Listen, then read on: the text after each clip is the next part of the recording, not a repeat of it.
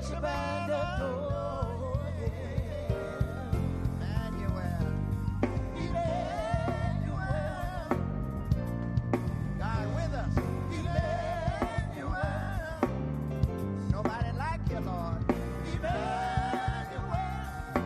Emmanuel. Emmanuel.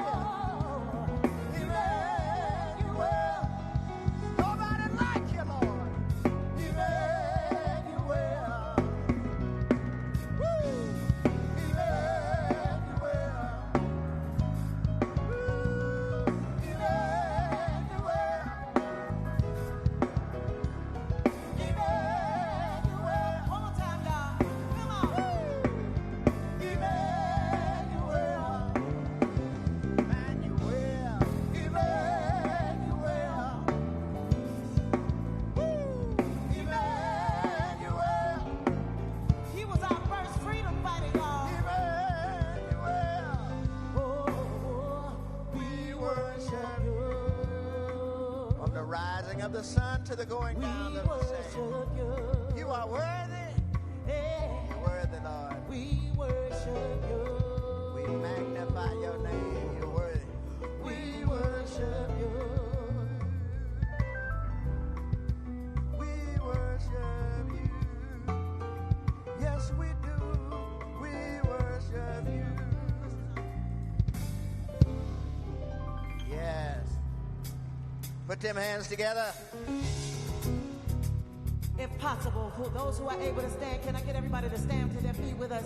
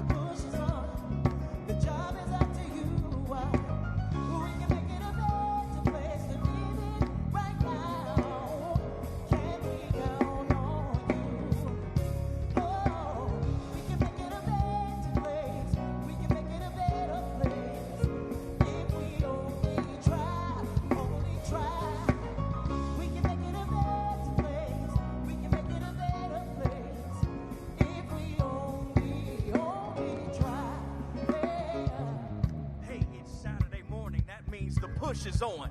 We're here at Dr. King's Workshop, 930 East 50th Street. If you're not in this place, you need to be in the place. Why? Because we've got a boatload of resources today.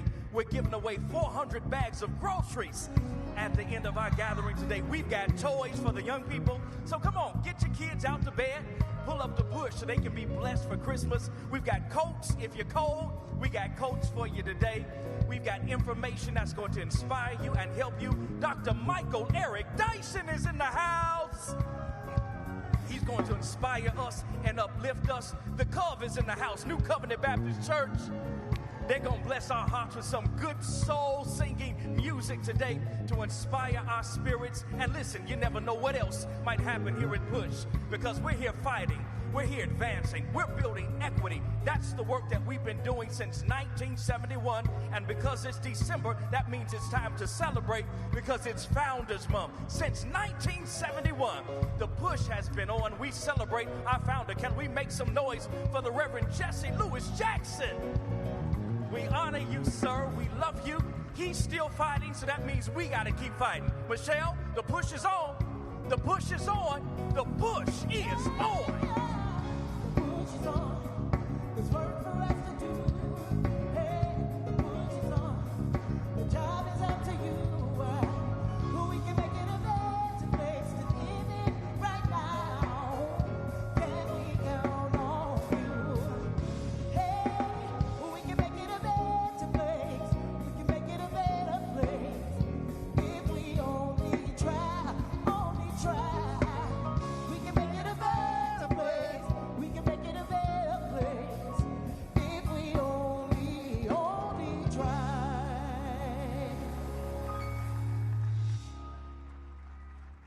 Please remain standing for the Black National Anthem.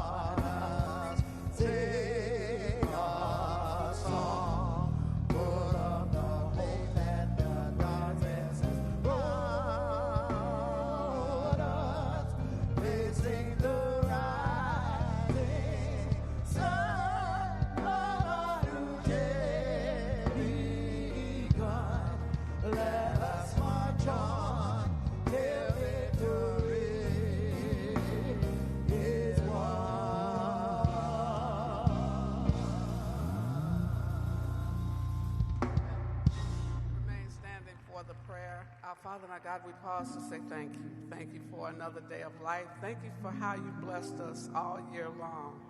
And then, God, we just couldn't say enough thank yous, but we want to remember those who are wandering our streets today, those who are homeless, hungry, and food insecure. God, we ask that you give us a heart that Reverend Jackson has challenged us to feed 4 million this year and the beginning of next year. And so, God, we are seeking and praying that those who have not will go into 2026 with a better opportunity for jobs, for food, and for housing. God, we're praying for those who've lost loved ones. Our founding member, Joe Beasley, is funeralized this week, and we're praying for his family. He gave so much and gained so little. We thank you for his service, and we thank his family for the time that they shared him with us and his commitment to the struggle for civil rights and human rights all over the world. We're praying for Africa Porter, whose mother is being funeralized even as we are on this broadcast. She is in the tradition of both her mother and her father, Dr. John Porter, and so we ask that you will strengthen her and the rest of the family as they go through these valley moments. And we couldn't leave without saying thank you for our founder, his vision, his continued resilience, and how you have strengthened him. We thank you for all that he has done and continues to do as he pushes us to feed the hungry, to serve those who are in need, and to fight for justice. God, as we begin to move towards the end of this year, we thank you for Yusef and his resilience and his willingness to give of himself in the midst of all that we face. We thank you for Reverend Thurston, who is stepping in the gap, trying to fill the spaces. We thank you for all the choir members and the band and all the volunteers that we have each week that give their time, their talent, and their treasury. God, bless this broadcast in a very special way. Bless the speaker when he comes to bring the message. We ask these things knowing that you're a God that can do anything but fail. Some of us call you Jesus. Some of us call you Yeshua. Some of us call you Allah. Whatever name we call you, you keep on blessing us. We ask these things, and let every heart say, amen.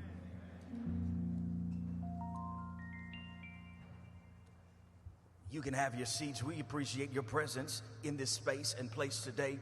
But then we want to pause and celebrate everybody that's in the digital space. WVON, the Word Network, YouTube, Facebook, the push.org website. Can we celebrate everybody that's tuned in today? Come on, y'all can do better than that. They still a part of the Push family. We honor you, we respect you, and we thank you so much for tuning in. Listen, it's great to be where you are, plugged into this experience, but it's better to be in the place, in the space. And so we want to encourage you and invite you to make your way down to 930 East 50th Street. Be here so that you can feel the vibe, feel the flavor of this place. You never know who you might meet. Your next boo could be sitting on the row next to you. Next job opportunity, new best friend. It's cold outside, cuffing season. Young folk know what I'm talking about. All of that could be right here at Push, and you don't want to miss the opportunity and the experience and the resources that we provide week after week to inspire and encourage your life. Listen, today is the last in-person for the year. I know you're depressed, but we're going to give the staff and the team and the volunteers a break for the next 2 Saturdays. We will be still live. We'll still be on. You just don't have to come to this place. We'll record something and place it there for your edification. And so today is the last day in person until the 10th of January. And so let's make today a good day. Let's close out this year strong as we do the work of pushing and fighting. Let's prepare our hearts and our spirits and get your shouting shoes ready for the New Covenant Baptist Church Choir.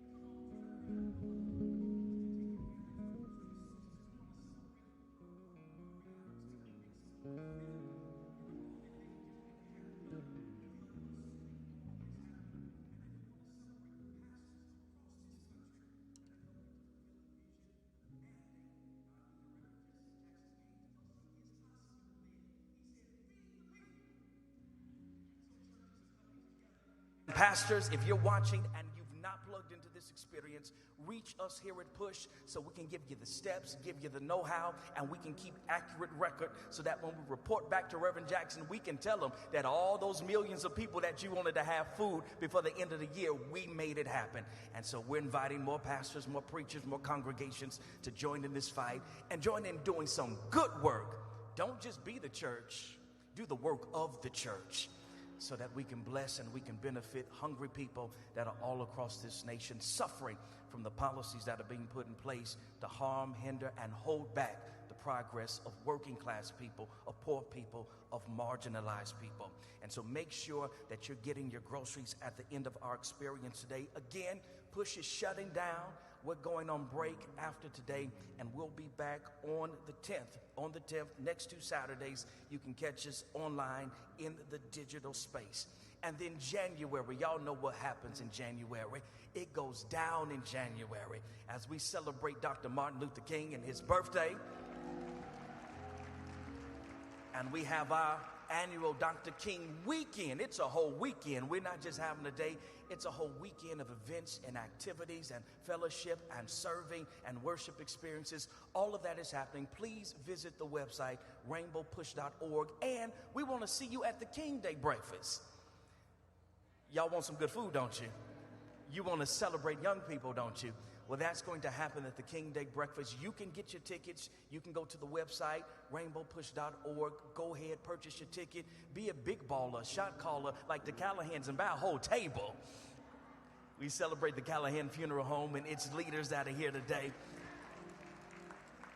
Don't worry, they're not going to mess you up for a casket. They just want to shake your hand and be kind to you today. But we want to make sure that we sell out the King Day breakfast. And we just don't want politicians and big names. We want the people there because all of our work is for the people. And so make sure you head over to that website. Let's make sure that we purchase those tickets. Well, we've got a voice that cries out for us, that fights for us, that lobbies for us, and that labors for us in Washington, D.C. So much is happening at a policy level that trickles down and impacts our day-to-day living. And we need people that think like us, that love like us, that care like us, that are concerned for us to fight for us. And we've got one that's in the House today that's going to share his congressional oversight with us to keep us informed as to what's going on. Can we make some noise for the son of the House, Congressman Jackson?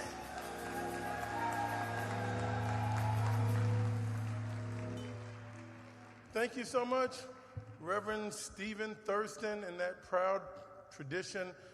It's such a blessing. I met his grandfather. My father and his father worked together, and now I get to work with the son. There's a message there. Bring your children out. The children will not go far from the way that you teach them. And I'd like to thank Amanda Puck. We can't move forward with so many of these great and beneficial things that happen to our community. Amanda, you are absolutely amazing. Thank you. Give Amanda a loving round of applause, and the Mariano's family. I know it sounds hyperbolic, but let me assure you that we have never been under attack like this before. And never before in modern history of our great country have we seen the kind of relentless bigotry and misogyny, the sexism that is currently flourishing in the United States of America. I turned on CNN and see now that the Vice President of the United States, J.D. Vance, is saying DEI equals discrimination against white men. And if you didn't learn nothing from this moment in American history, the one thing that you should learn, Reverend Dyson, is that the hatred and its relentlessness and evil never know how to stop. It means that if you're waiting for racism and misogyny to exhaust themselves, then you are completely naive about the kind of mendacity running wild in America today. The President of the United States, he may fall asleep in meetings, but he apparently has an inexhaustible capacity for bigotry and resentment. Because every day, both he and his supporters find new ways to corrupt what is left of the American spirit. And every day the White House chooses to revel in darkness instead of reaching for the light. Here we are days before the Christmas holy season, but instead of the president giving a nation a positive and wholesome Christmas message, he stood on national television and blamed other people for the mess he has created. He says Joe Biden handed Donald Trump what was literally the worst economy. And the exact opposite is true. I mean, he literally, because no other nation had a stronger GDP in the world than the United States when President Trump assumed his presidency. We had a lower unemployment rate or had a better handle on inflation than the United States of America in January of 2025. But instead of the President of the United States building on what he was given, he spent most of his first year tearing down everything that he put his hands on. He's torn up the economy with his tariffs. He's torn up the guardrails against sexism and racism on the diversity, equity, and inclusion platforms. He's literally torn up the East Wing of the White House. He's torn up the Constitution, has had 50 states' attorney generals to sue him. He's torn up the Department of Education. He's torn up student grants. He's torn up the SNAP program. He's torn up the lower health care premiums. He's torn up the federal government. He tore up the independence of universities, of law firms, of corporations. He's torn up the First Amendment, and he's even tried to get people fired from being late-night comedians. If he touches it, he wants to tear it up. And I'm reminding you of all of this to make the point that he is not going to stop. He is not going to get exhausted. And he is not going to be satisfied until he continues to inflict cruelty and pain. If anybody is waiting for the president to have a Damascus Road experience, you are obviously not paying attention to who this man really is. Donald Trump rejoices in cruelty. He enjoys resentment. He enjoys vendettas. And he finds strength in anger and wouldn't know what compassion was if it walked up, tripped him, jumped on his back, and slapped him in the face. He just doesn't have it. He lacks a level of empathy and compassion. So if you're waiting for the political fortunes of our community to get better because Donald Trump is exhausted, then you have another thing coming. This is the kind of evil that never stops. And the only way to shut it down is to stand in the way. We have to be willing to stop it because it will never stop on its own. We have to stand in the way of racism. We have to stand in the way of sexism. And we have to stand in the way of elitism, because if it's left to its own devices, they will continue to consume everything it took us 300 years to build. And if we simply cannot allow that to happen, we don't have a choice. When Thomas Paine says, "You shall give me liberty or give me death," he really was giving language to where we find ourselves today. Because in liberty or death, freedom or bondage, progress or resentment, liberalism or fascism, this undying love for wrapping yourself in red, white, and blue in a flag while you're simply obscuring the racism that's underneath. We have to stand in the way. We're either going to live in the kind of America that Reverend Martin Luther King had espoused, give us this life to achieve, or exist in the kind of a country that gives us the politics of hatred and fear.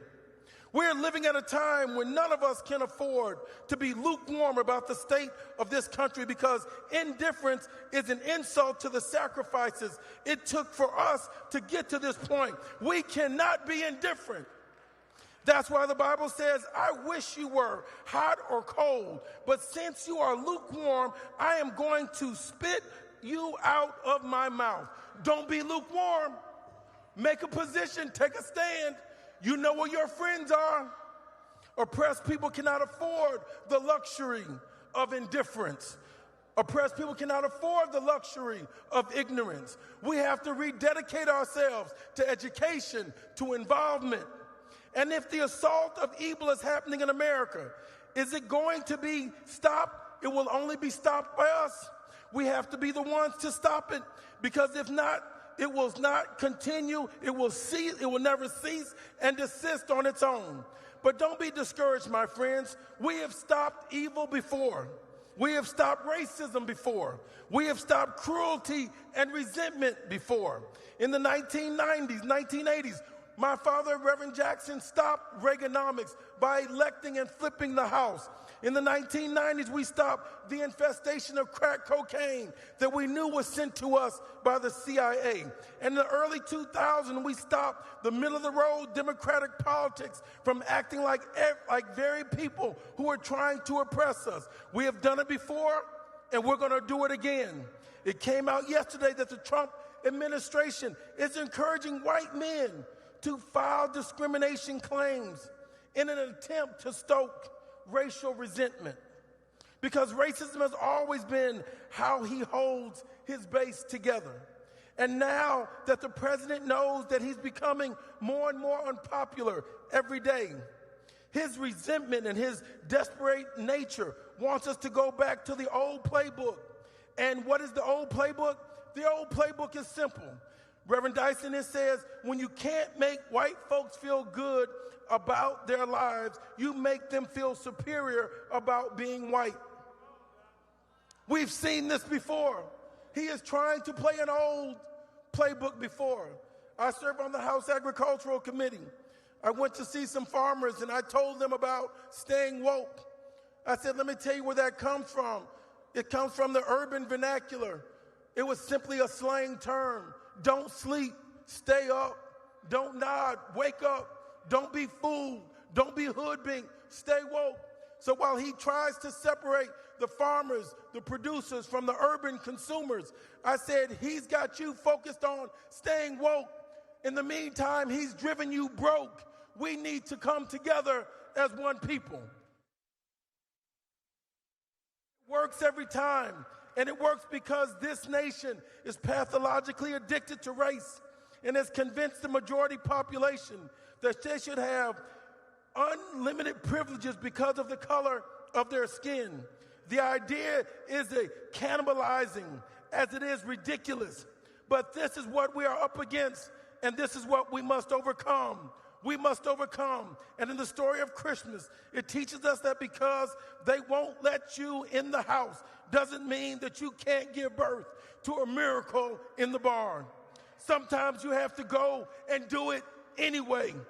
Let them talk about you, but do it anyway. Let them laugh at you.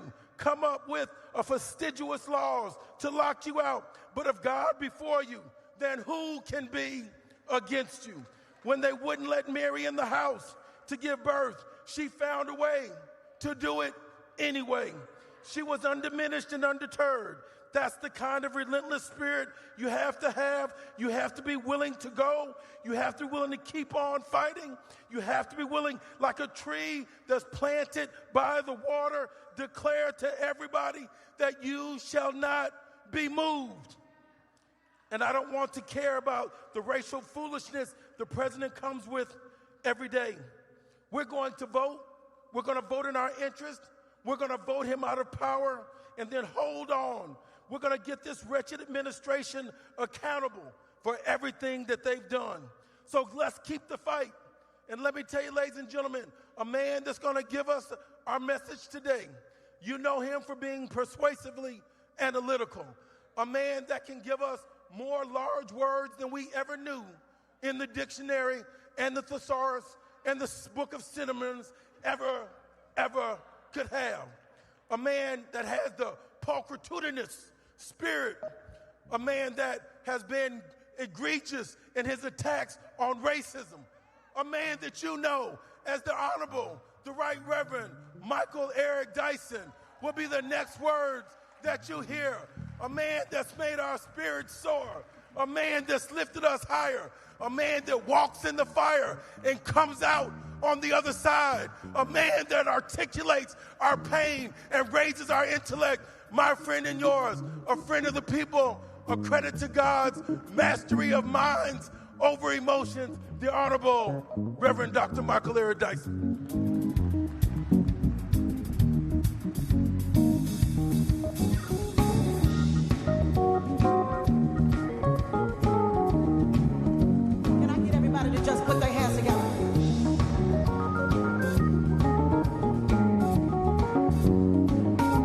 on, y'all. Keep on learning. Why? Well, my soldiers keep on warning. Yeah. World, keep on turning. 'Cause it won't be too long.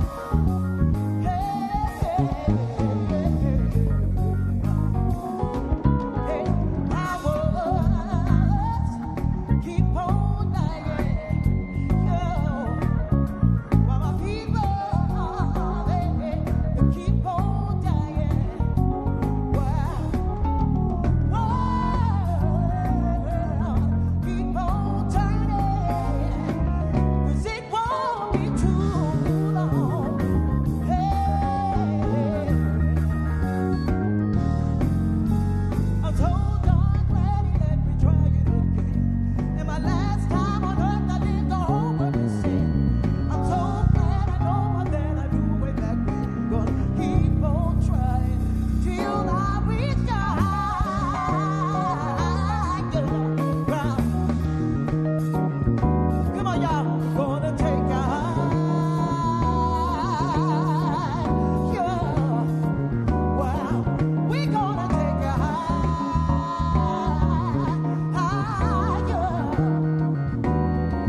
We're gonna take a higher.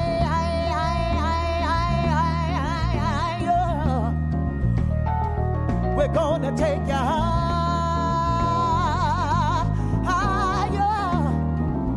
Oh, I'm so darn glad he let me try it again. 'Cause my last time on earth, I lived the whole world in sin. And I'm so glad I know more than I knew way back when. Gonna keep on trying till I reach the higher ground.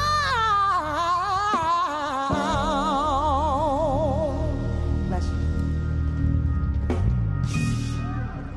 I am somebody. I am somebody. I may be poor, but I am somebody. I may not be orange, but I am somebody.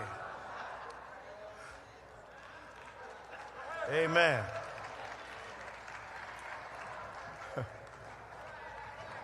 To the Reverend Jeanette Wilson, to the Reverend Stephen Thurston, to the Reverend Dr. Yusuf Jackson, and to the Reverend Dr. Professor Congressman Jonathan Jackson, and to the great Reverend Jesse Lewis Jackson.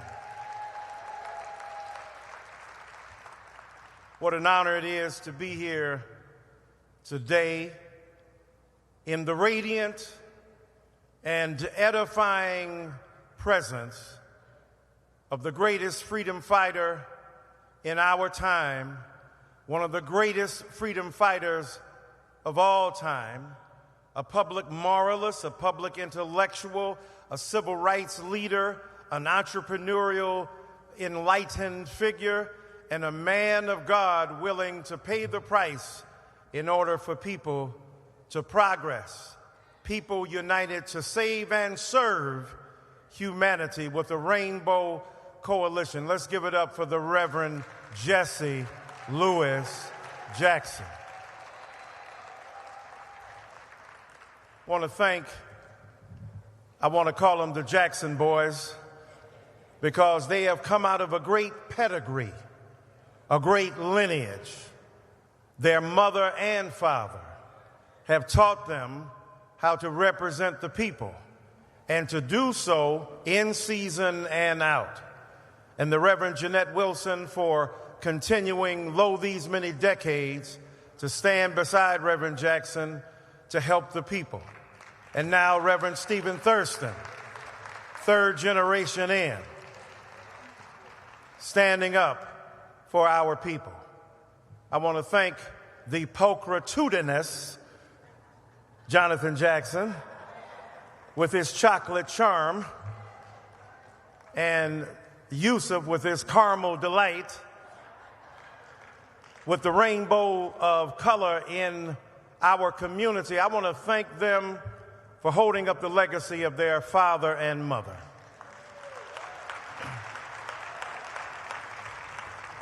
Now, Reverend Jackson, who continues to be an inspiration and an enlightening figure for us, is needed now more than ever. The reason we celebrate his legacy is because he has been on this battlefield for nearly 60 years, representing his God and representing his people. Jonathan brilliantly deconstructed where we are today. We know a lugubrious leech. We know a dim-witted dictator. We know a foolish fascist. We know a dim-witted demagogue continues to hold forth in Washington, D.C. They got the nerve to call black people or brown people or women or trans people or gay folk dumb and inferior. We have never seen such blasted unenlightenment, proud to be unenlightened by engagement, proud to be unmolested by enlightenment, proud to be stupid and dumb and unintelligent, unread, reading the Bible upside down, never reading daily the Constitution that makes this central claim about our humanity or our citizenship real, never bothering to get that kind of literacy because everything was handed to him. His daddy gave him a small loan of $400 million.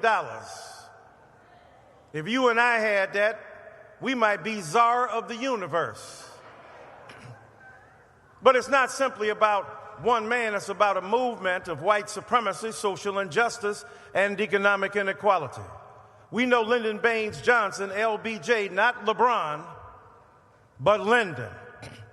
He said that if you can convince the poorest white man that he's better than the poorest colored man, you can pick his pockets. He said, heck, give him somebody to look down on, and he'll pick his pockets for you.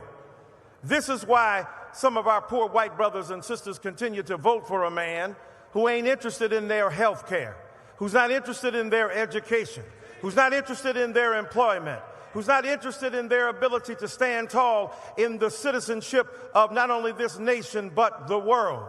I just returned from Qatar in Doha. We are the laughing stock of the world. Why? Because we have this belligerent, bellicose, uninformed ignoramus who continues to preside over the government of the United States of America. But it is his administration. Administrations come and go. The government remains. This is your government. It might not be your administration, but it is your government. And you must remember that's why you got to get out here and vote. Right? People tell you, ain't no use to voting. Look at what they doing. They is you. They is us. First of all, I'm glad to hear black folk talk about they and them. Now we understand why we should support our trans brothers and sisters. You're already there with half the pronouns. Who did this? They did. Who did? Mama and them. You already got half the pronouns right there. So the point is that Reverend Jesse Jackson has always been against all forms of bigotry. Sexual, racial, gender, geographical, religious, political. We are part of the main. And so as I come to you today, Reverend Jackson and his legacy reminds us that we must be about all human beings. Yes, we know that race is the central artery through which the blood of bigotry flows throughout the body politic. We know that racism is still real. We got mad, angry white men who are out here engaging in rebellion against the very premise of democracy, trying to blame black folk for how they done messed up. You was messed up way before you got to us, homeboy. I teach at the well-known HBCU, Vanderbilt University. That's a joke. Vanderbilt is a predominantly white school. but HBCU because I'm homeboy cutting up. HBCU. And what I see out there, those students, I love them. Some of them are geniuses, some of them are brilliant, most of them are average, and some of them ain't got it. That's like everybody. So why point at black people or Latino people or Latinx people or immigrants in this country? The very heartbeat of mediocrity is being on Fox News one weekend, and the next weekend you are the Secretary of War in American society. You got a podcast, and then you number 2 in control of the FBI. Or you just talking head, and now you running the FBI, using the plane to pick up your girlfriend for an expensive date. We know where mediocrity is. Black people ain't about that. Brown people ain't about that. You know what they told us in my generation, the generation after Reverend Jesse Jackson, as his generation was told, as we told future generations? You got to work harder, get up earlier, study longer, be deeper in your thought. We were taught to be better than just to be able to compete against mediocrity in our community. Babe Ruth didn't hit 700 and some home runs against the best ball players. He hit them against the best white ball players. There were some Negroes in the Negro League who were just as good, if not better. Josh Gibson and Josh White and Satchel Paige and Frank Robinson and Willie Mays and Hank Aaron, they were doing their thing. And so we know that DEI does not stand for mediocrity. In fact, it wasn't even our idea. Our idea was reparation. Our idea was affirmative action. But you ain't want none of that. So we compromised and said diversity, equity, and inclusion. That way you could sneak in white women. You could bring in a broader panoply of minoritized populations. We was like, cool, we can do that. And now you mad at that. Why? Because you want everything given to you. You talking about lazy. You talking about inability to work hard for what you got. You want everything handed to you. But we know that is not America at its best. We know that white resentment has been part and parcel of America from the get-go. After enslavement, there was what? 12 years of Reconstruction. Then we had some Congress people. We had senators and representatives. We had judges and a whole bunch of political representation. 12 years. They said it's enough. And the first people to get reparation for enslavement were former white slave owners who were kvetching and complaining that their former Negroes no longer worked for them and now they needed compensation. So we believe in compensation for race, just not for black folk. We believe in compensating white brothers and sisters who were systematically denied access to the unlimited labor of the black body. But I tell you, we come from a great people.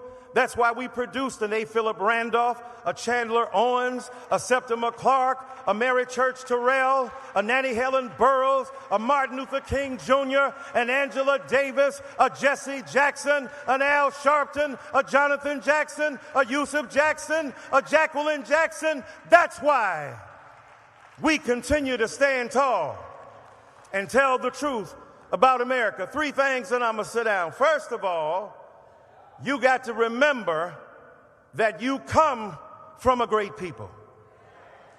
Why am I saying that? They out here banning books. Hexeth has banned 2 of my books. Thank you for that privilege. You ain't read them no way. Right? And I wrote in 5th grade terms so you could understand it, homie. And you still don't know what I'm talking about. The reason I use big words because I don't want to cuss them out. I'd rather say mother, father, sister, brother. I'd rather use Kamala's favorite word, but I don't do that. They are banning books. They are eviscerating curricula. they are getting rid of our history because they want us to live in what Gore Vidal called the United States of amnesia. They don't want you to remember. The reason they banning books, they don't want my students to know what they did when they was kids. They don't want my students to know what their grandmothers and grandfathers did by standing in the doorway to keep black people from going to school. Wait a minute, I thought you said we were stupid. Why are you trying to keep us from school? If we so dumb, let us come to school. My brothers and sisters, they are banning books because they want to ban black brains, because they want to ban black bodies. They don't want them reading W.E.B. Du Bois, who in 1903 said that whose dogged strength alone keeps it from being torn asunder. Two warring ideas, two unreconciled strivings to be both an American and a Negro. They don't want you to read Du Bois in 1935 in Black Reconstruction, where he said that white people will be compensated with the psychological wages of whiteness. As Congressman Jackson said, that we might be poor, we ain't got no education, but at least we ain't a Negro. My brothers and sisters, you must remember we come from a great people, and what would America be without us?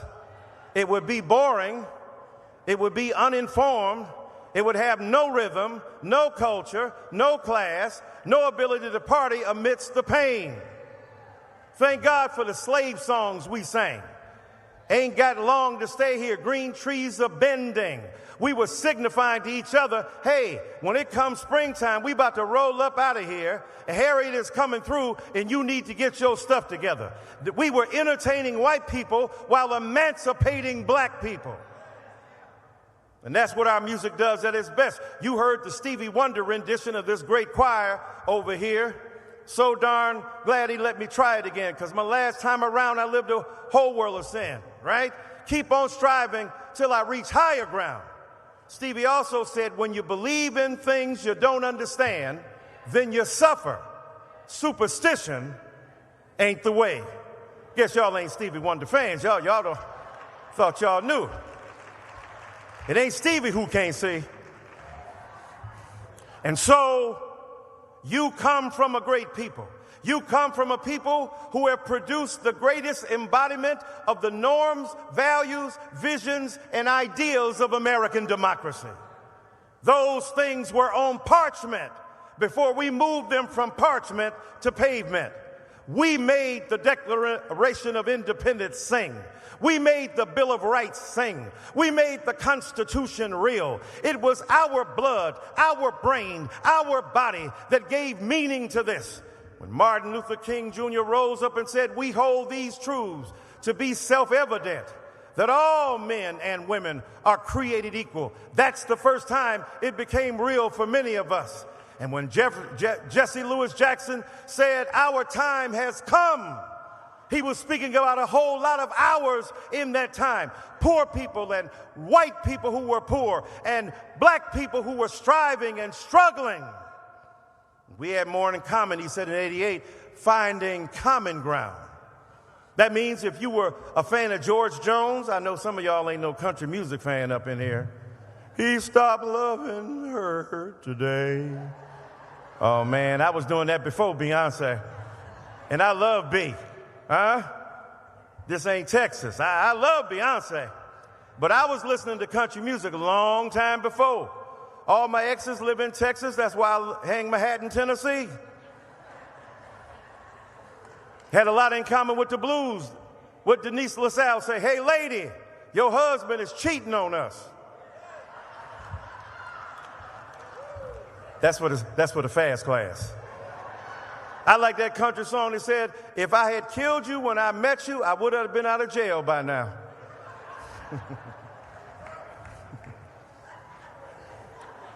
Whether you sang in the blues or country music, you got a sense of grief at denied opportunity. You've got an understanding that you are part of a larger trajectory and tradition that needs to join together. And so understanding we come from a great people means we don't put none of our people down. We accept all of our people, the rich and the poor, those who are educated and those who are not, those who are literate and those who are not. That's number one.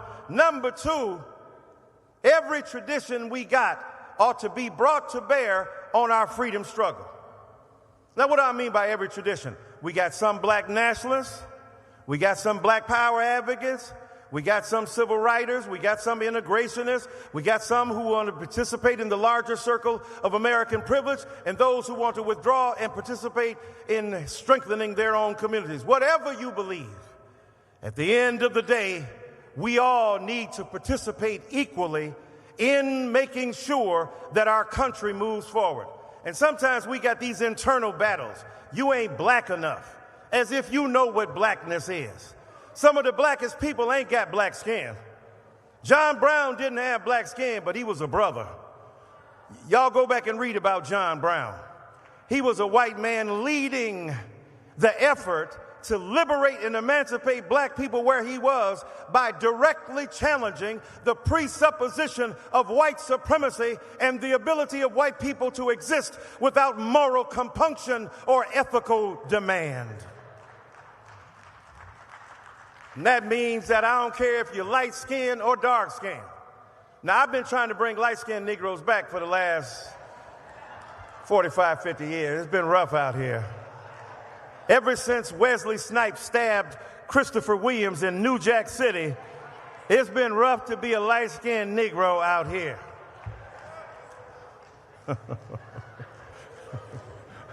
But all of us, light or dark, were still treated unequally by the dominant society. They ain't gave you no break because you were straight or gay.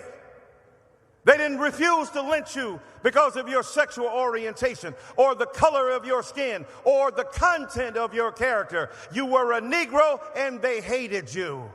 That's why we should come together. Let's stop infighting. Let's stop hating on each other. Let's stop Kendrick versus Drake.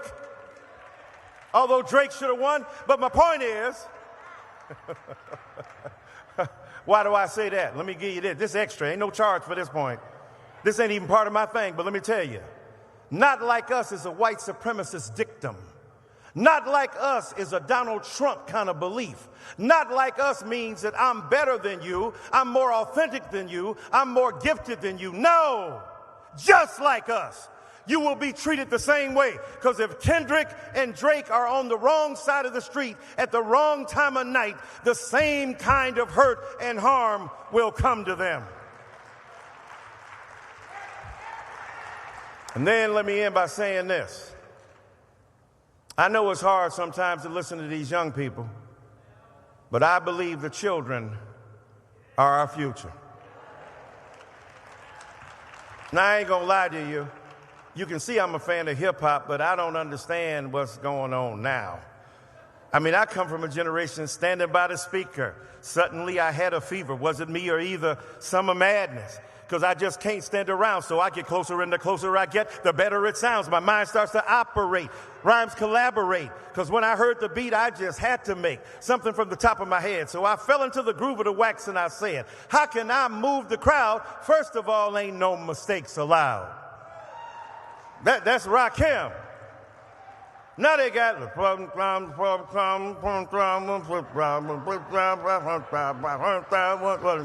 every time I turn around.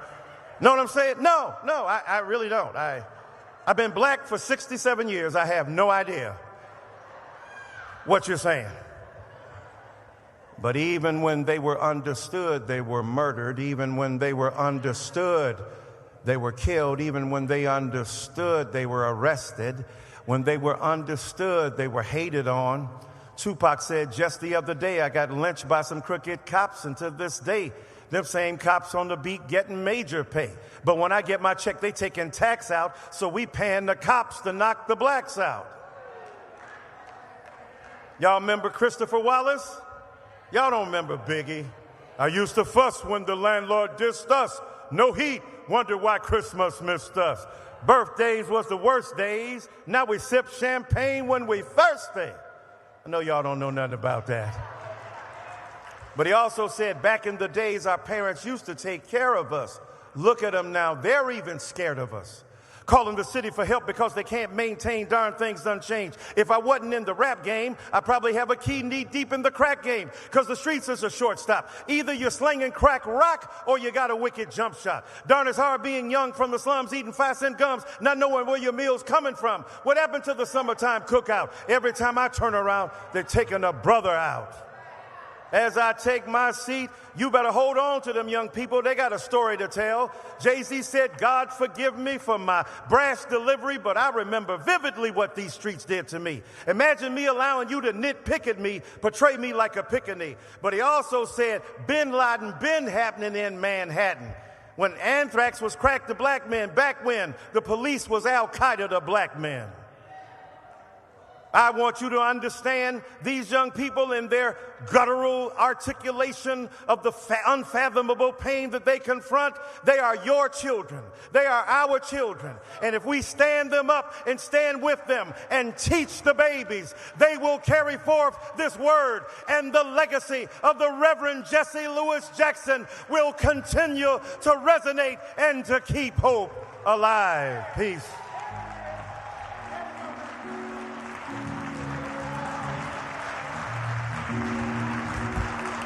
Can we celebrate the gift of Dr. Michael Eric Dyson? He's inspired us. He's encouraged us. He's lifted us. He's challenged us. He's charged us. And so I pray that you leave from this place today different than the way in which you've come. As we prepare to shut down this Saturday morning forum, we can't do that without getting something from you. We say it like this in church: salvation is free, but ministry costs. And the work of Push cost us something. Freedom really ain't that free. It costs something. It takes energy and effort, blood, sweat, and tears. And this organization has been doing the work again since 1971. And I want to challenge everybody that's in this place, and even those of you in the digital space. If you're in the digital space, head over to the website, rainbowpush.org. Complete that opportunity where you can give. If you're in this place, we've got some amazing people in the aisle. They've got offering envelopes in their hand. I need everybody in here to grab something out of your purse, out of your wallet. Ladies, out of that special place, that bra strap, all of those special places where you keep a little something. We need you to help us today. We want to close out the year strong. We've got a lot of work that we're seeking to do, and it's going to take some dollars to get it done. So if everybody could at least get $20 in your hand, at the very least $20. I'm giving $100 today.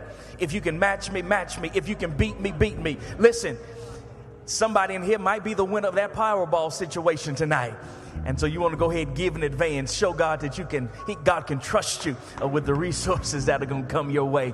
But let's give something. We have digital giving platforms. If you want to do that, there's a QR code that's on the envelope. Grab an envelope, grab the QR code. If you need to tap, swipe, bump, any of that electronic stuff, we've got that opportunity for you as well. But if everybody would be so kind as to be a blessing to this organization that keeps pouring out, let's take today to pour something back in to this space and in this place. Will y'all help me?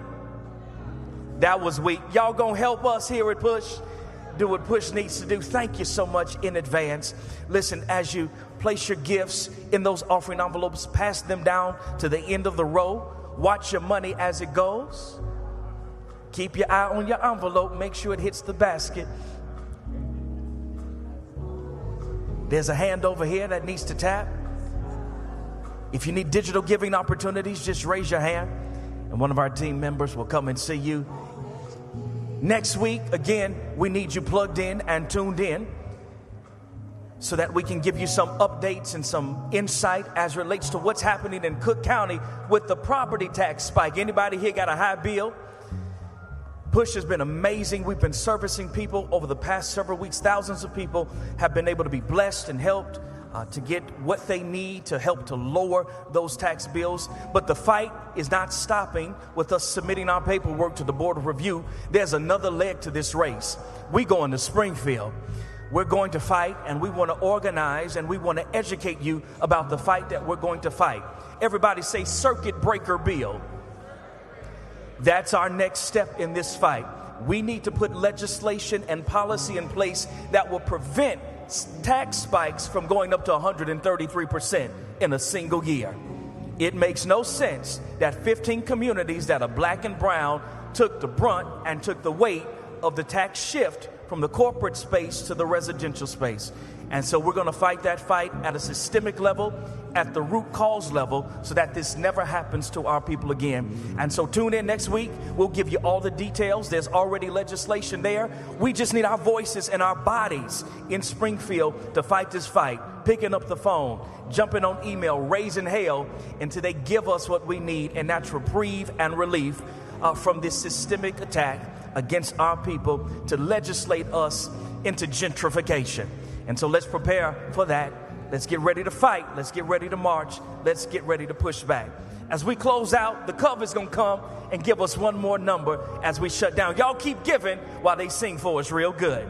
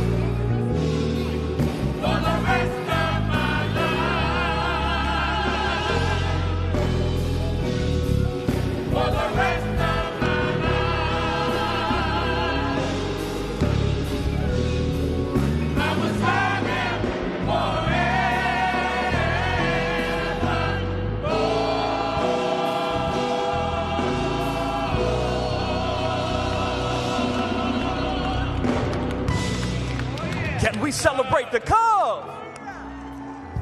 Listen, we out of here, but we need you to go ahead and make your way to the lobby, grab your groceries, run upstairs to the bookstore. Grab your Push merch. We got some new merch. You ain't got a Christmas gift for that person? Get them a Jesse Jackson sweatshirt, t-shirt. Get them some Push merch. Put it under the tree. Make sure you take advantage of all the resources. We got toys for the kids. We got coats for those who need coats. We want to make sure that you get everything you need. So make your way out there. We want to celebrate Reverend Douglas Powell, Reverend Chapman. Thank you for your presence at Push today. Y'all have a great week. Pray that God will bless you. God's face would smile upon you. Have a great Christmas.